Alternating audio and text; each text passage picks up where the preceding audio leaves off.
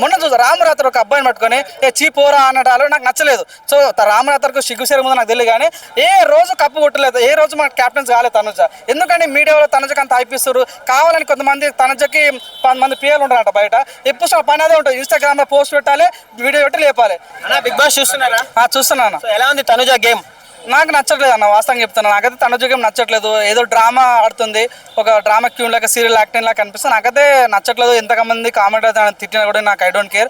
So నాకైతే ఇమ్మాన్యుయల్ యొక్క కష్టం కానీ తన యొక్క ప్రతిఫలం కానీ తను ఆడుతున్న విధానం కూడా చాలా బాగుంటుంది. నిందాక తనకు చూసిన వీడియో, పాపం వాళ్ళ చిన్నప్పుడు వాళ్ళ ఇల్లు చూసుకుంటే అసలు ఒక వర్షం పడితే ఇంట్లో 4 ఉంటే 2 పడుకునే స్థలం ఉన్న వ్యక్తి ఈరోజు అంత పెద్ద బిగ్ బాస్ ప్లాట్ఫామ్ పోవడం చాలా అదృష్టము.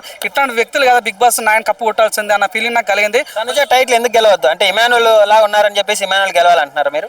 చూడన్న, తనుజ ఎప్పుడన్నా గేమ్ ఆడిందా? ఏ రోజన్నా క్యాప్టెన్సీ టాస్క్లో గెలిచిందా? అంటే క్యాప్టెన్ అయిందా? ఎప్పుడు చూసినా నాన్న తమ్ముడు, భరణి గారు నాన్న అంటది, మాధురి మమ్మీ అంటది, మన ఏంది రామరత్నం తమ్ముడు అంటది, ఇమ్మాన్యుల్ బావ అంటది, కళ్యాణ్ ఏమో బాయ్ ఫ్రెండ్ అంటది.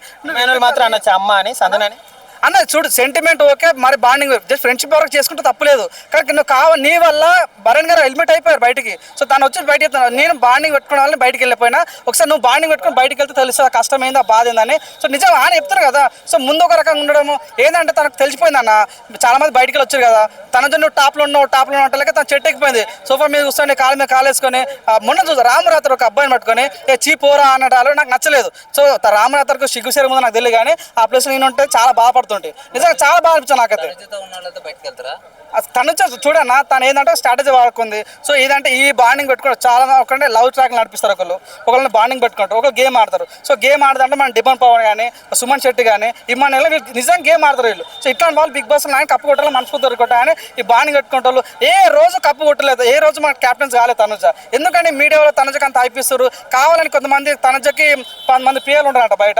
ఎప్పుడు పని అదే ఉంటుంది, ఇన్స్టాగ్రామ్ లో పోస్ట్ పెట్టాలి, వీడియో పెట్టి లేపాలి. అది కాదు, నీకు దమ్ముంటే గేమ్ ఆడి గెలిపించు.